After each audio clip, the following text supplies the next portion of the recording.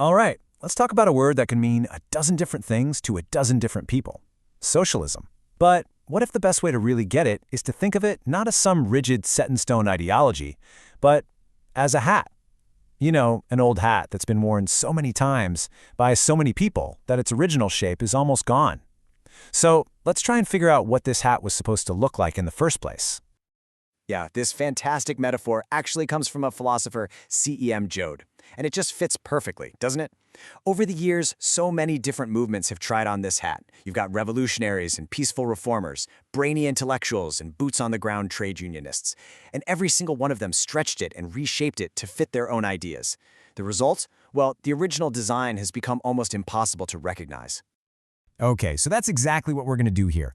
We're going to try and look past all the different ways the hat has been worn to really understand the original design, the core ideas that were stitched into its fabric from the very beginning. And to find that original shape, we've got to go right back to the beginning. See, socialism didn't just pop up out of thin air. It was born as a direct reaction to the rise of industrial capitalism and the brand new kind of society that was being built. So you had these early socialists looking at the world that capitalism was building, and they weren't buying it. They pushed back against this intense focus on the individual above all else.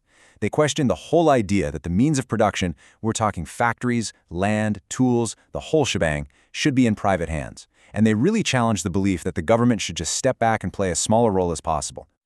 Okay, so if they're rejecting all that, what are they proposing instead? What's the alternative? This is where we get to the actual fabric of the hat, the fundamental beliefs that hold the whole thing together. And it all starts with a very, very different view of what it means to be human. You've probably heard this famous quote from John Donne, and it just perfectly captures the socialist point of view. The idea is that we aren't just a bunch of isolated, self-interested atoms bouncing around. No, we are fundamentally social creatures. We're deeply connected to and shaped by our communities. In other words, you can't understand a person without understanding their place in society. And this chart here really just lays out the difference. Classical liberalism, which is kind of the philosophical engine behind capitalism, sees society as just a bunch of individuals who come together for their own benefit. But for socialism, society is more like a living organism, an organic whole.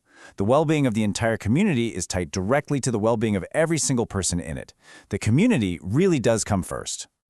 And this leads to a really crucial idea, and it's how socialists think about freedom.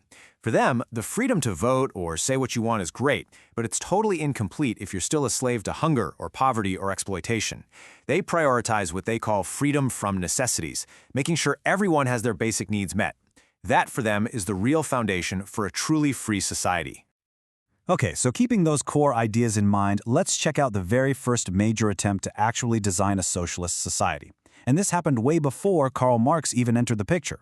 It came from a group of thinkers we now call the Utopian socialists, and they had a much different, maybe more optimistic vision for how to get there. You know, guys like Robert Owen and Charles Fourier, they weren't trying to burn the system down. They were reformers. They genuinely thought they could persuade the rich and powerful that a more cooperative, community-focused society was actually better for everyone. And to prove their point, they set up these little experimental communities like New Harmony to show that living and working together was just better. Now, a lot of these communes didn't last, for sure, but their ideas about cooperation had a huge influence down the line. So their whole game plan was about using reason, about appealing to people's better nature. This is a world away from later forms of socialism that would argue that real fundamental change could only ever happen through class struggle and, well, revolution. All right, so as you can imagine, the idea of socialism didn't just stay in one place. It evolved, it branched out into all these different paths. We're going to look at 3 really influential ways that the socialist hat got reshaped in the late 19th and early 20th centuries: Fabianism, Syndicalism, and Guild Socialism. First up, we've got Fabian socialism, which came out of Britain. It was named after a Roman general, Fabius Maximus, who was famous for his patient, cautious tactics, for not rushing into battle. And that's exactly what the Fabians believed in. Their whole strategy was to play the long game, to slowly and peacefully bring about socialist policies through the existing government, not by overthrowing it. They were led by well-educated folks who aimed to build public support over time, and their ideas were a massive influence on the creation of the British Labour Party.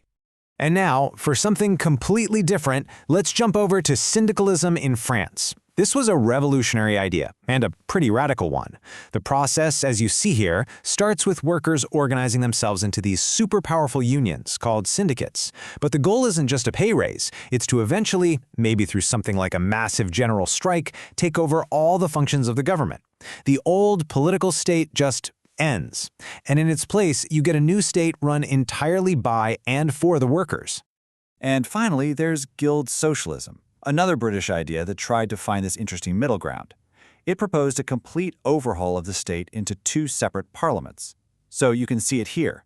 On one hand, you have a political parliament, pretty much like we have today, based on where you live. But then, and this is the kicker, you'd have an equally powerful economic parliament. And here you'd be represented based on what you do, your job or your industry, through these things called guilds. The idea was to create a real balance between political power and economic power. So, wow, we've seen the peaceful Utopians, the super patient Fabians, the revolutionary Syndicalists, and the structuralist Guild Socialists. I mean, they all wore the hat in a totally different way. But does that mean it's not a hat anymore? Not at all. Because even if the shape is all twisted and pulled, you can still recognize the fabric it's made from, right?